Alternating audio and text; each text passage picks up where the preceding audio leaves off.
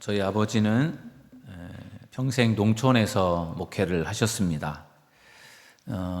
아버지는 기도를 참 많이 하셨고 성경 많이 읽으시고 열심히 연구하셨던 기억이 납니다. 저희 아버님은 주일날 설교를 좀 길게 하셨던 것 같아요. 50분 정도 평균적으로 했던 것 같고, 또 자체적으로 여름철과 겨울철에는 사경회를 열어서 교인들에게 성경을 가르치는 일들을 하셨고요. 아버지는 책을 많이 읽으셨고 책을 여러 권 출판하기도 하셨습니다. 저는 아버지의 영향을 받아서 목회자가 되었습니다. 아버지는 평생 농촌에서 목회를 하셨는데 저는 농촌 목회보다는 도시 목회가 좋겠다 생각을 해서 도시에서 목회를 하고 있습니다. 아마 제가 책을 출판한 것도 아버님의 영향인 것도 같아요. 아버지가 하셨던 일들이라서 제가 자연스럽게 그 뒤를 따라간 것 같습니다. 목회하는 부분에 있어서도 그렇고 아무래도 저에게 많은 영향을 주셨고 제가 아버지의 목회하는 모습들을 보면서 배웠던 것들이 참 많은 것 같습니다. 참 우리가 신앙의 좋은 본을 보여준다는 것이 매우 중요합니다. 우리 자녀들에게 또 우리 믿음의 후배들에게 교회 안에서 좋은 믿음의 본을 보여준다는 것이 참 중요한 것 같습니다. 그런 점에서 내가 본받을 만한 믿음의 사람이 우리 교회 안에 있다라고 하는 것은 그것은 굉장히 좋은 것이죠. 만약에 내가 다니는 교회에 내가 본받을 만한 사람이 없다. 난 저 사람 같은 정말 믿음의 사람이 되고 싶다. 이렇게 그럴 사람이 없다면 참 그 교회는 슬픈 교회일 거예요. 또한 우리 믿음의 자녀들에게도 믿음의 부모로서의 좋은 본을 보여줘서 자녀들이 부모님의 삶을 보면서 나도 저렇게 살아야지. 나도 저런 아버지가 되고 저런 어머니가 돼야지. 나도 저렇게 신앙생활 해야지. 이런 것들이 자녀들에게 느껴지고 감동이 된다는 것이 그게 참 중요한 거잖아요. 그거는 가르친다고 되는 것도 아니라 삶으로 보여주는 것이기 때문에 참으로 중요한 그러한 신앙의 모범을 보이는 것이 참으로 중요하다고 생각을 합니다. 그런 점에서 저는 믿음의 사람들에게 필요한 것 중에 하나는 좋은 본을 보여주는 거라 생각이 들어요. 제가 목회를 하고 있지만 제가 여러분들에게 목회를 하면서 제가 정말 목사님이 왜 저러지? 목사님이 전 아니지? 이런 목회자가 되면 안 되잖아요. 목사가 그래도 설교를 했으면 그 설교한 대로 다 살 수는 없지만 그 설교한 대로 살려고 애를 쓰는 목사, 그리고 교인들이 볼 때에도 뭔가 좀 본이 될 만한 그런 목회자가 되어져야지. 그렇지 않으면은 사실 목회가 참 어렵잖아요. 아무튼 우리가 참 내 신앙을 지켜낸다라고 하는 것도 쉬운 일이 아니겠지만 내 신앙을 가지고 다른 사람들에게 선한 영향력을 끼치고 본을 보인다라고 하는 것은 훨씬 더 어려운 일일 거예요. 그런데 그게 진짜 저는 신앙생활이라고 생각을 합니다. 우리가 믿음 생활하는 사람들로서 우리 자녀들에게, 우리 후배들에게 조금 믿음의 본을 보이는 저와 여러분 모두가 되기를 주님의 이름으로 축원합니다. 그럴 때 우리들의 신앙과 우리들의 삶이 그들을 통해서 더 아름다운 열매로 맺혀지게 될 것입니다. 저희 아버지가 목회하는 아버지로서 제가 그 밑에서 자라면서 아버지가 목회하는 걸 보고 배우고 그러면서 제가 목회자가 된 것처럼 아마도 우리들이 신앙생활에 선한 영향력을 끼칠 때 우리들의 자녀들과 후손들 가운데 우리보다 더 훌륭한 믿음의 인물들, 또 부모님들이 뿌린 그런 눈물의 씨앗, 눈물의 열매를 우리가 거두게 될 줄로 믿습니다. 오늘 선교부 교육부 팀장 헌신 예배를 드립니다. 과연 선교부와 교육부에 필요한 것이 무엇일까? 한번 고민하면서 말씀을 들어보시고 오늘 함께 예배하는 모든 이들에게도 우리에게 필요한 것이 과연 무엇일까를 오늘 본문의 말씀을 통해서 깨닫고 발견하는 시간이 되기를 바랍니다. 오늘 시편 42편 1절에서 5절 말씀을 좀 나누려고 하는데, 이 시편 42편 말씀은 고라자손의 맞쓰길 이렇게 되어 있어요. 표제라고 하는데 성경책 꼭대기 부분에 보면은 거기에 그냥 이렇게 시편 42편 이렇게만 되어 있지 않고 거기에 고라 자손의 마스길 이렇게 되어 있을 것이고 인도자를 따라 부르는 노래 이러한 그 부제가 붙어 있을 것입니다. 이 시편 42편은 고라 자손의 글인데 그런데 마스길이라고 하는 것은 교훈이라는 뜻이에요. 교훈. 그러니까 교훈시로 교훈이 담겨 있는 시인데 그 교훈은 다름 아닌 믿음의 사람들이 어떻게 살아야 되는가, 믿음의 사람들에게 필요한 교훈이 여기에 들어있어요. 그래서 제가 오늘 1절부터 5절까지 말씀을 통해서 저와 여러분 믿음의 사람들에게 필요한 것이 무엇인가를 좀 나누도록 하겠습니다. 첫 번째는 하나님 만나기를 갈망하라는 것입니다. 저를 따라하겠습니다. 하나님 만나기를 갈망하라. 우리 믿음의 사람들에게 필요한 것은 하나님을 만나는 것인데 그 하나님을 만나는 것이 그냥 하나님을 그냥 만날 수 있는 것이 아니라 갈망하는 사람, 하나님을 정말 내가 만나고 싶어서 간절히 원하고 갈망할 때 하나님을 만나게 된다는 것을 믿으시기 바랍니다. 오늘 1절 말씀에 보면요 이렇게 고백되고 있어요. 하나님이여 사슴이 시냇물을 찾기에 갈급함같이 내 영혼이 주를 찾기에 갈급하니이다. 아멘. 사슴이요 시냇물을 찾기에 너무너무 갈급해요. 사모하고 막 갈망하는. 그러니까 지금 사슴이 시냇물을 찾는 것은 너무너무 갈증이 나서 목이 말라서 죽을 지경에 있는데 이리 가도 물이 없고 저리 가도 물이 없고 어디 가면 도대체 물이 있을까를 막 찾아 헤매는 그러한 장면입니다. 굉장히 물을 갈망하는, 물을 먹고 싶어서 갈급해하는 그러한 사슴의 모습이에요. 그런 것처럼 내 영혼이 주를 찾기에 갈급합니다. 시편 42편의 기자가 목마른 사슴이 시냇물을 찾아서 막 헤매이듯이 물을 갈급해하는 그런 것처럼 나도 하나님을 찾기에 갈급합니다. 굉장히 하나님을 만나고 싶은 그런 간절한 사모하는 마음이 지금 여기에 녹아 있는 것이죠. 이 갈급하다라고 하는 이 말씀, 구약 성경이니까 히브리어로 되어 있죠. 신약 성경은 히라보고 구약 성경은 히브리어로 되어 있는데 이 갈급하다라고 하는 히브리어가 아라그라고 하는 말인데 이 아라그라고 하는 말은 단순히 목말라는 모습만이 아니라 목마름 때문에 숨을 헐떡이며 울부짖는 모습, 그게 이 원뜻이라는 거죠. 갈급해야 한다라고 하는, 너무 목이 말라서 할딱할딱거리는, 정말 너무 목이 타 들어가서 어떻게 견딜 수 없어서 숨을 할딱할딱 몰아쉬면서 그러면서 부르짖는, 그러한 울부짖는 그러한 모습이 이 갈급하다라는 그 단어의 더 깊은 의미라는 것이죠. 물이 없어서 고통을 겪듯이 시편 이 42편 기자는 하나님이 자기와 함께 있지 않다라는 것 때문에 너무너무 고통스러워하는 거예요.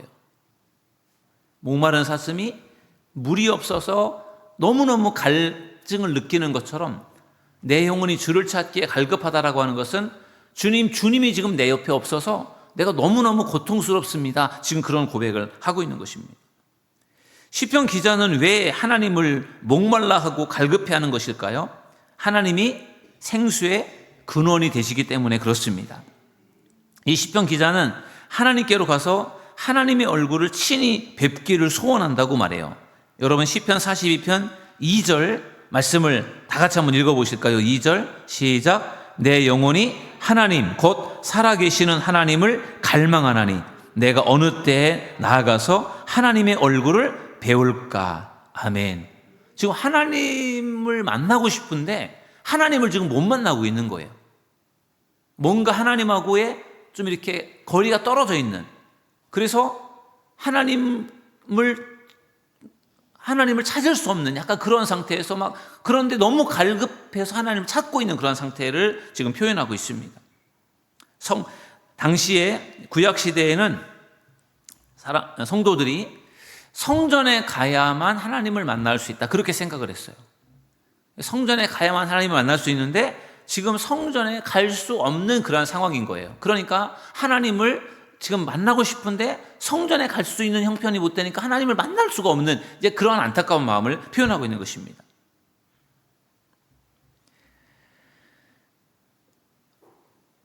성막의 전문가라고 하는 강문호 목사님이 성막에 대해서 이제 설명을 할 때 성막은 뭐냐? 하나님을 만나러 가는 약도다. 그렇게 설명을 해 주셨어요.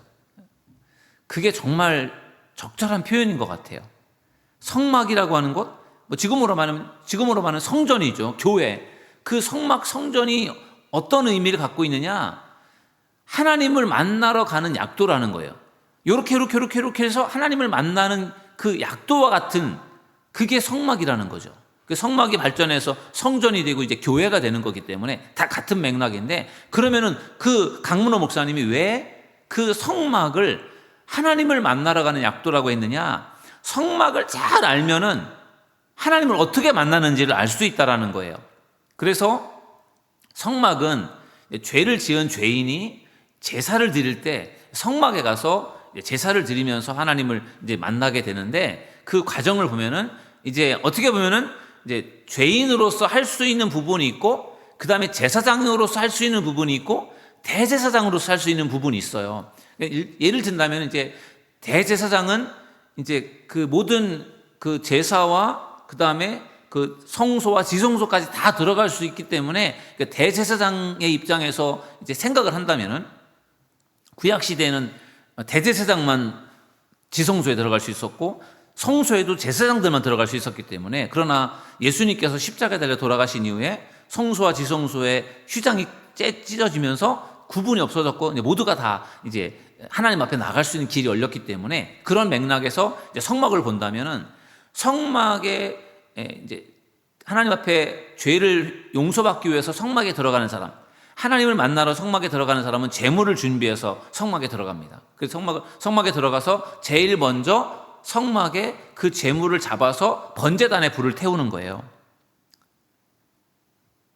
나를 대신해서 제물을 죽여서 그 제물을 하나님 앞에 바칠 때 하나님이 그걸 받으시고 우리의 죄를 용서하시는 그런 의미에서 번제단에서 그 제물을 불태우는 게 매우 중요하죠. 그것은 일종의 죄를 회개하는 것이죠.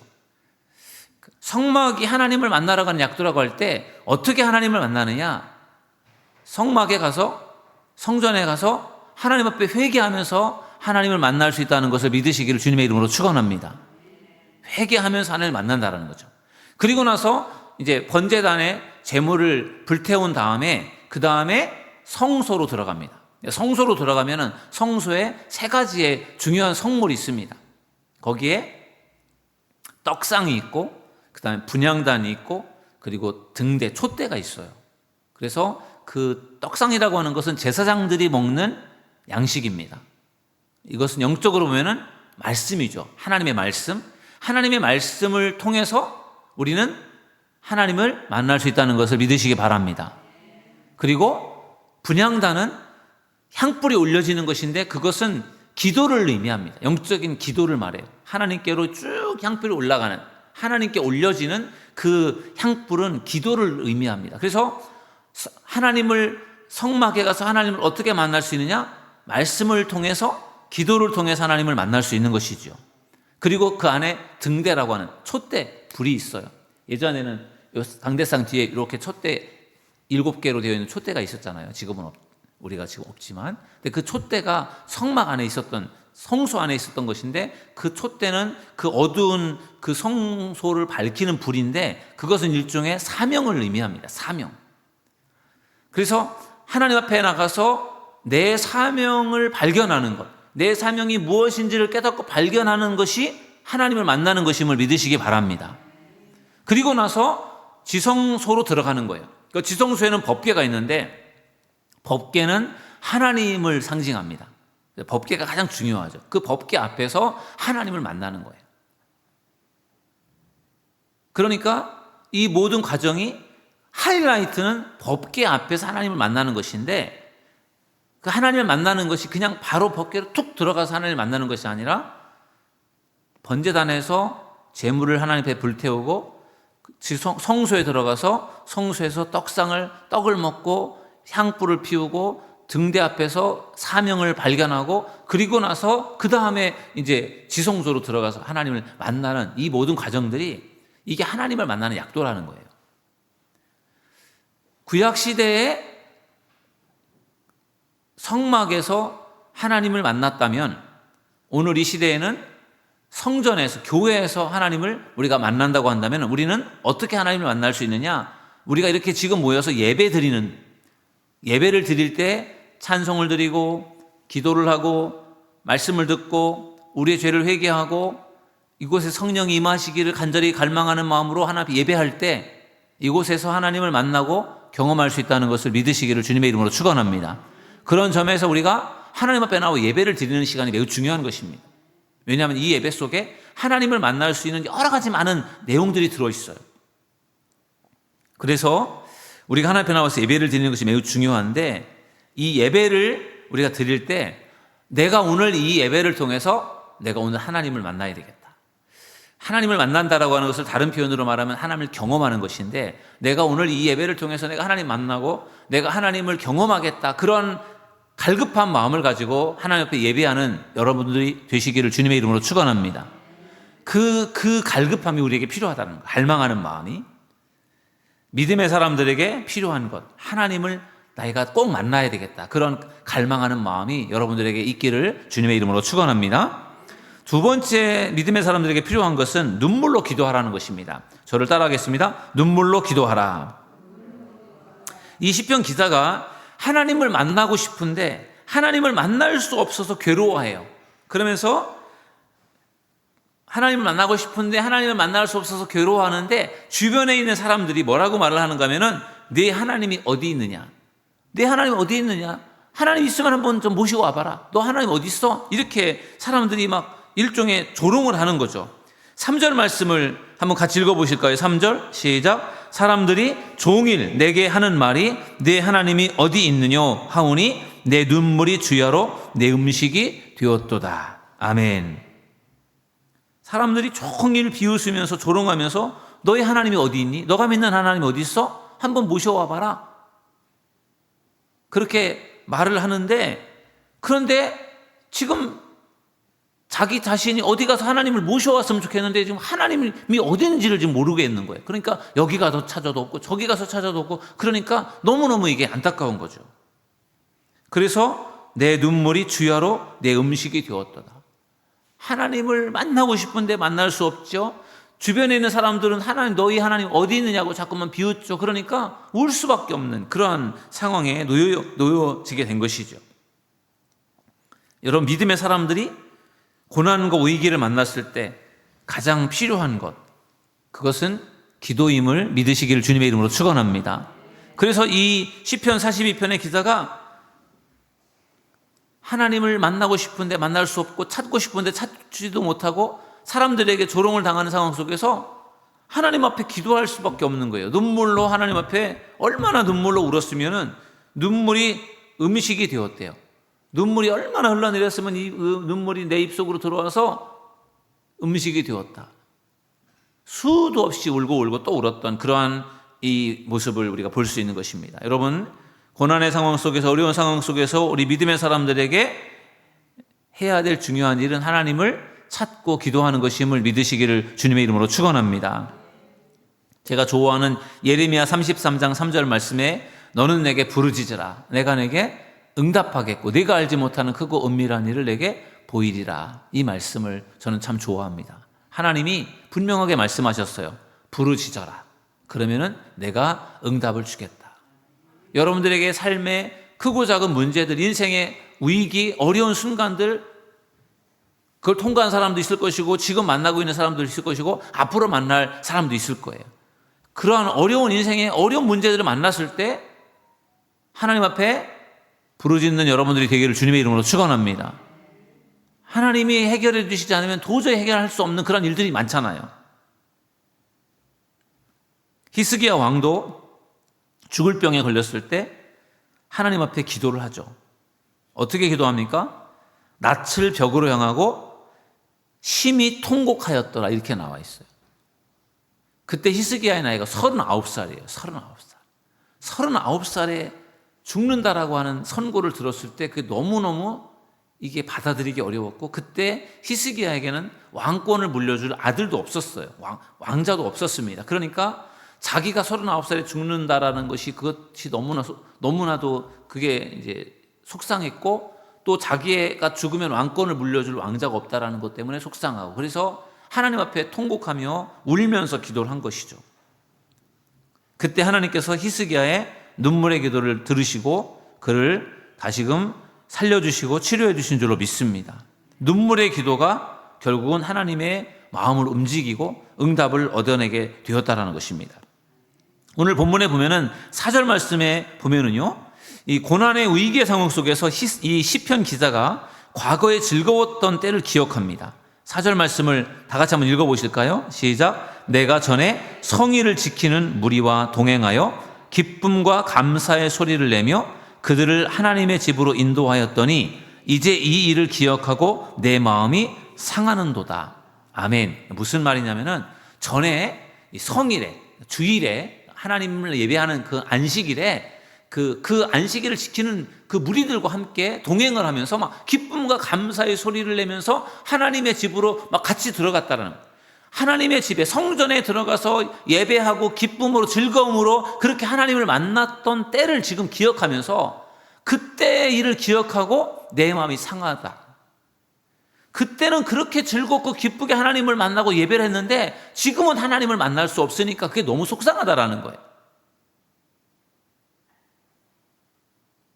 과거에는 하나님을 만났는데 지금은 하나님을 만날 수 없으니 그 속상한 마음을 하나님 앞에 고백을 하는 것입니다. 그 이스라엘 백성들이 남과 북으로 분열됐다가 남유다가 바벨론에게 멸망을 당하고 바벨론의 포로로 잡혀가잖아요. 포로 생활을 합니다. 70년 동안. 그때는 그 포로 생활을 하는 바벨론에 있는 유대인들이 그때는 제사를 드릴 수 없잖아요. 그들이 제사를 드릴 수 있는 곳은 예루살렘에 있는 성전밖에 거기서밖에는 제사를 못 드리니까, 거기에만 번제단이 있으니까, 그러니까 그들이 우리가 전에는 거기에서 절기 때마다 가서 제사를 드리고 하나님을 만나고 그랬는데 바벨론에 포로로 잡혀갔으니까 지금은 하나님 앞에 갈 수가 없잖아요. 하나님 만날 수도 없고 제사를 드릴 수도 없고, 그러니까 그들의 마음속에 그때 정말 그때가 좋았는데, 그때는 정말 주님을 내가 뜨겁게 만났고 내가 하나님 앞에 제물을 바치면 하나님이 기쁘게 받으시고 그랬는데 내가 그때 너무 좋았는데 지금은 그렇게 할 수 없으니까 너무 속상하다. 그런 일종의 심정이에요. 그런 심정으로 지금 시편 42편의 이 고라사손이 그런 고백을 하는 거죠. 전에는 내가 성전에 가서 하나님을 얼마든지 만나고 그랬는데 지금은 갈 수 있는 상황이 못 되고 하나님을 만날 수 없으니 너무 속상하다. 그런 이제 고백을 하는 것이죠. 그래서 그걸 가지고 눈물로 기도를 하는 거예요. 여러분에게 정말 힘들고 어려운 그런 문제가 생겼을 때 무엇보다도 하나님 앞에 눈물로 기도하는 여러분들이 되기를 주님의 이름으로 축원합니다. 아까 말씀드렸던 것처럼 예레미야 33장 3절 말씀처럼 하나님께 부르짖으면 응답 주신다고 말씀하셨고, 우리가 성경, 구약 성경 다 읽어보고 신약 성경을 다 읽어보면요, 하나님 앞에 부르짖어 기도하는 사람 치고 응답을 못 받은 사람이 없어요. 지금도 하나님 앞에 기도하며 부르짖을 때 하나님께서 반드시 응답해 주실 줄로 믿습니다. 예레미야 33장 3절 말씀이 예레미야에게 주신 말씀이긴 하지만 오늘 우리들에게 주시는 말씀이에요. 성경의 능력은 2000년 전, 3000년 전에만, 그때만 하나님의 능력이 나타나는 것이 아니라 그 말씀이 지금 우리에게도 동일한 능력을 일으킨다는 것을 믿으시길 바랍니다. 우리도 부르짖어 기도할 때 하나님께서 응답해 주실 줄 믿습니다. 그래서 믿음의 사람들에게 필요한 것은 하나님을 만나고자 하는 간절한 갈망하는 마음이 필요하고, 그리고 눈물로 기도하는 것이 필요해요. 그리고 세 번째는 하나님께 소망을 두는 것입니다. 저를 따라하겠습니다. 하나님께 소망을 두라. 이 시편 기자가 하나님을 만나고 싶은데 만날 수 없으니까, 여기 가도 없고 저기 가도 없고 찾아도 없으니까 막 그것 때문에 이제 낙심이 되는 거예요. 그래서 15절에 보면은 이렇게 고백을 해요. 5절을 같이 읽어보실까요? 5절 시작. 내 영혼아 내가 어찌하여 낙심하며 어찌하여 내 속에서 불안해하는가. 너는 하나님께 소망을 두라. 그가 나타나 도우심으로 말미암아 내가 여전히 찬송하리로다. 아멘. 앞부분에 보면은 이 지금 본인이 자기에게 하는 이야기예요. 내 영혼아, 자기 영혼에게 하는 이야기가 뭐라고 이야기합니까? 내가 어찌하여 낙심하며 어찌하여 불안해하는가. 하나님을 찾아도 없어요. 사람들은 너희 하나님이 어디 있는지 데려와 봐라 그러고 있는데 아무리 찾아다녀도 하나님을 찾을 수가 없어요. 그러니까 너무너무 속에서 불안한 거예요. 그리고 낙심이 되는 거예요. 하나님 왜 저를 안 만나 주시죠? 하나님 왜 안 계신 거예요? 제가 이렇게 기도했는데 하나님 왜 저를 안 만나 주시죠? 제가 이렇게 기도했는데 왜 하나님 응답을 안 주시는 거죠? 그 막 속에서 낙심이 되고 그렇게 되는 거죠. 불안하고. 그게 사람의 어떻게 보면 심리죠. 내가 기도했으니까 빨리 뭔가 응답이 되었으면 좋겠는데 기도했는데도 뭔가 빨리 이루어지지 않아요. 내가 하나님과 작정을 하고 내가 뭐 기도를 했는데 하나님이 그걸 응답을 안 주셔요. 제가 알고 있는 한 분이 지금은 이 세상에 존재하지 않으시지만 제가 알고 있는 한 분이 교회를 다니시다가 교회를 더 이상 다니지 않기로 결심을 했어요. 왜냐하면은 본인의 가정에 어려운 문제, 위기가 발생이 돼서 그것 때문에 하나님 앞에 기도를 했어요. 근데 그때 기도를 할 때 하나님 6개월 안에 이 우리 가정의 어려운 문제를 해결해 주세요. 그러면 제가 하나님을 잘 믿을게요. 근데 하나님이 만약에 6개월 안에 이걸 해결 안 해주시면 저 이제 하나님 안 믿을 거예요. 이렇게 기도를 하셨더라고요. 근데 6개월 안에 해결이 안 됐어요. 그래서 이분이 하나님을 떠났어요. 얼마나 안타깝습니까? 하나님을 믿고 기다리고 뭔가 더 기도하고 그렇게 하면 좋았을 텐데 본인이 생각하는 대로 6개월 동안 하나님 응답 안 주시면 저 하나님 안 믿어요. 이 대단한 결단인 것 같은데 굉장히 어리석은 결심을 한 거예요. 여러분, 우리가 하나님 앞에 기도했는데 이루어지지 않아서 그게 낙심이 될 때가 있단 말이에요. 여러분들에게 너무너무 급한 일이고 빨리빨리 이게 해결이 되어져야 될 문제인데 하나님이 해결 안 해주셔서 그때 막 낙심이 될 수 있잖아요. 근데 그때 여러분 우리 마음을 잘 추스리는 것이 매우 중요합니다.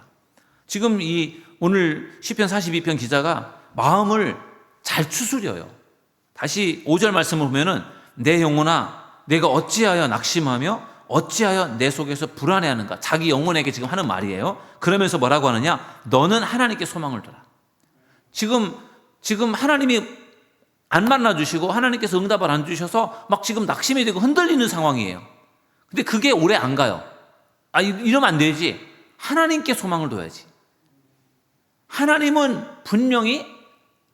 나를 만나주시는 분이시고 하나님 분명히 나를 도와주시는 분이고 지금 당장에는 하나님이 나에게 안 나타나시지만 분명히 하나님이 나를 만나주실 것이고 나를 도와주실 것이다. 그러니까 나는 낙심하지 않고 하나님께 소망을 두겠다. 이렇게 결심을 하는 거예요. 그러면서 하나님께 소망을 두라. 그가 나타나 도우심으로 말미암아 내가 여전히 찬송하리로다. 내가 하나님께 소망을 두면 하나님께서 분명히 나타나셔서 도와주실 것이고 그래서 나는 여전히 하나님을 찬양할 것이다. 이게 오늘 시편 42편의 아주 굉장히 중요한 고백입니다. 내가 원하는 것이 이루어지지 않았다고 해서 거기서 낙심하고 그냥 주저앉아 버리는 사람이 있어요. 그런데 그건 어리석은 겁니다. 하나님이 내가 원하는 것을 이루어 주시지 않을 수도 있어요. 그리고 내가 원하는 때에 이루어 주지 않으실 수도 있어요. 하나님의 뜻이 있단 말이에요. 그것을 우리는 다 몰라요. 내가 원하는 것을 하나님이 이루어 주시지 않을 때 그게 하나님의 뜻이 뭔가 있는 거라는 거죠. 그것조차도 우리는 기다릴 수 있어야 되고 그런 하나님을 우리가 믿고 신뢰해야 될 줄로 믿습니다. 내가 원하는 대로 안 됐다고 해서 낙심해버리면 그건 자기 손해지 하나님은 그걸 통해서 뭔가 또 다른 계획을 가지고 계신 거예요. 모든 것이 합력하여 선을 이루시는 하나님. 그 하나님을 믿는다면은 당장의 어려운 일이 해결되지 않아도 여전히 기다리며 하나님 앞에 기도해야 될 줄로 믿습니다. 하나님께 소망을 두라는 것이 바로 그런 뜻이에요. 어려워도 낙심하지 말고 여전히 하나님을 신뢰하는 여러분들이 되시기를 주님의 이름으로 축원합니다. 우리의 소망은 하나님께 있는 것이고 우리의 소망은 천국에 있는 것이죠. 우리는 이 세상에서 영원히 살 수 없습니다. 우리는 언젠가 이 세상에서 죽게 될 겁니다. 그러나 그것이 끝이 아니에요. 죽음 이후에 천국이 있고 우리는 그곳에서 영원한 삶을 살게 될 줄로 믿습니다. 며칠 전에 요양원에 신방을 다녀왔습니다. 우리 교회 성도님의 어머님이 요양원에 계신데 좀 의독하시다고 해서 가서 뵙고 제가 기도를 해드리고 왔습니다.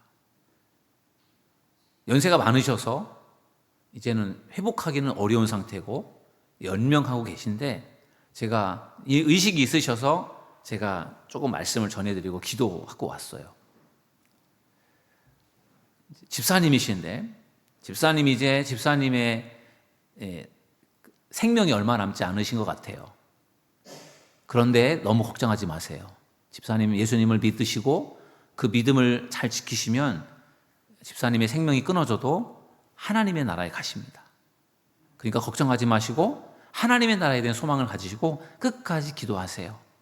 하나님의 나라에 가시면 그곳에 하나님이 계시고 예수님이 계시고 믿음의 조상들이 거기 다 계시고 우리의 형제 이웃들도 다 거기 계실 겁니다. 그러니까 두려워하지 마시고 그리고 끝까지 기도하시고 믿음을 지키세요. 그리고 제가 기도를 해드렸어요. 여러분,